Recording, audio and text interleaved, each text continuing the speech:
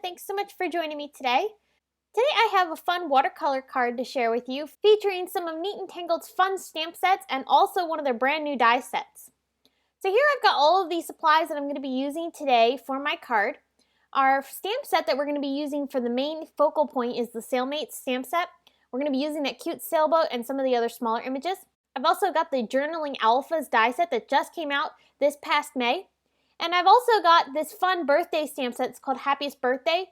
This one I'm going to be using the sentiment Happiest Birthday to stamp with my card. So to get started, I've die cut a panel of 4 1/4 by 5 1/2 inch cardstock using a hand stitched rectangle die. And I'm going to be stamping some of the waves from the Sailmate stamp set onto my panel using some distress inks. This is peacock feathers. I've masked off the waves and I'm stamping the little boat in some antique linen. This is going to create a somewhat similar no-line watercoloring look. Going to be slightly different because you will see some of the lines, but it'll have that same type of feel. I'm going to start by blending out some of the distress inks that we have stamped with. Because distress inks react with water, they will move as I add the water onto my watercolor paper here. So I'm just blending some of that ink that we have on the paper already out into the middle portion of the ocean just to kind of start my watercoloring. Next, I'm going to bring in some more of that peacock feathers. I'm going to go back over top of the image using my paintbrush. I'll go ahead and add in the waves, and then I'll go ahead and outline the outline of the waves. And then once I have that finished, I'm going to take some more distress ink, and I'm going to add a very organic, splattery look all over this card. I'm very loose with how I'm applying this. I'm leaving open spaces, and I'm leaving hard edges. This is going to give my water texture. So I'm going to spray this with my distress sprayer and get some water droplets onto my panel. And then I'll go ahead and let those sit for a minute before I go ahead and dry it up with a baby wipe. And I'm using a baby wipe because I wanted to be able to really saturate the paper with that baby wipe as I was dabbing up the color. And this just gave it a little bit more of a wet look rather than picking it up with a dry rag. Alright, so now I'm going to color in my boat. I'm using antique linen for the first layer of color. And then once I have that applied down, I'm going to go ahead and start adding in some darker color. Here I'm using some gathered twigs, and I'll go ahead and apply that along the edges, and I'll go ahead and blend that out. And I'm being very loose with how I'm applying the ink down onto my card. I'm basically just keeping it along the edges and then blending it out from there. Once I have the hull of the boat finished, I'm going to go ahead and take some Right Persimmon Distress ink. I wanted to have a nice orange color for the sails, so I'm going to go ahead and apply that down onto the sails. And on this boat, I wanted to create some stripes. So I'm going to leave a spot along the center of the sail, and I'm going to leave that white. And once I have that left white and the orange has dried, I'm going to take some gray distress ink and just add a little bit of shading on the left and right side of that little area. And that just gave the white area just a little bit of a dimension. I'll do the same thing for the second sail. And then once I have the sails colored, I'm going to go ahead and add in the mast of the sailboat just to make sure that it all is finished up.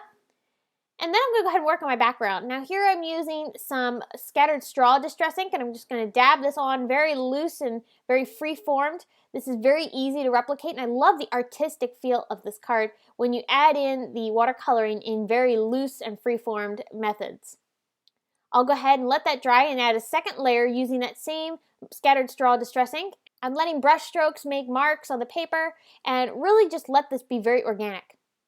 I'm going to add some water droplets using my distress sprayer, and I'll go ahead and dab those off after I've let those sit for a minute. Here I'm using the Journaling Alphas die set. This is a really fun die set that just came out this past month, and I'm going to be using this to create the word Dad because I want this to be a birthday card for my father. I'm going to go ahead and add in the color, and I wanted to be able to create an ombre style for these letters, so I'm going to add a very light coating of ink, and then I'm going to go ahead and start adding some darker color just along the bottom and fade that out. Now the D is upside down and the A will be right side up, so you'll be able to see it a little bit better. So here I'm just adding that light wash, and I'm going to do the same thing for the other letter. And I left them inside the negative of the paper just so that way it helped me keep from having finger marks on my watercolored pieces as I was trying to color them, and it really just made it a lot easier for me to be able to add the color down onto these letters. So once I have them painted, I'm going to go ahead and glue those down onto my panel. You can see there I haven't done it yet. All right, now I'm working on the rest of my sentiment. I'm trimming off part of this sentiment. It says happiest birthday to you, and I wanted to be able to make it just say happiest birthday, so that way it said happiest birthday Dad. So I removed that bottom portion and I can just mount it back onto itself later if I'd like. I'll go ahead and ink up the stamp, and then I'm going to stamp it right above where I'm going to be putting the word Dad. I've stamped that in some Hero Art soft granite ink. And now I'm going to glue down my letters using some PPA matte adhesive. Just go ahead and glue those down good. These are very thin letters. You could also put them onto sticky back adhesive sheets, so that way it basically made them into stickers, or you could run them through a Xyron machine. Many different options on how you could put these together, but I just felt that the glue worked for me. Now I'm going to go ahead and mount this onto just a plain card base. This is an A2 size card, so my panel will end up covering this entire thing. And I just wanted to be able to have it be a little extra sturdier since we've done so much watercoloring on this card. Now, the last thing I'm going to do is I've tied a little bit of hemp around the bottom portion of the card. And now I'm going to take the little anchor that's included in the Sailmate stamp set. I stamped it in some gray distressing and I watercolored over top of it just to get the ink moving a little. And now I'm going to take my fine tip scissors and fussy cut this out so that way I can glue it down onto my card. So I'm just using some PPA matte adhesive to adhere that down. I'm applying a little bit behind there just to make sure it's holding. And then once I have that pressed down good, I'm going to go ahead and take a clear block and apply that over top just to hold it down for about maybe 15-20 minutes until I'm sure that the glue has dried. So that's going to finish up my card. I hope you've enjoyed and got some inspiration on using some Neat and Tangled stamps and dies to create fun birthday cards. You could also adjust this to make it be a Father's Day card.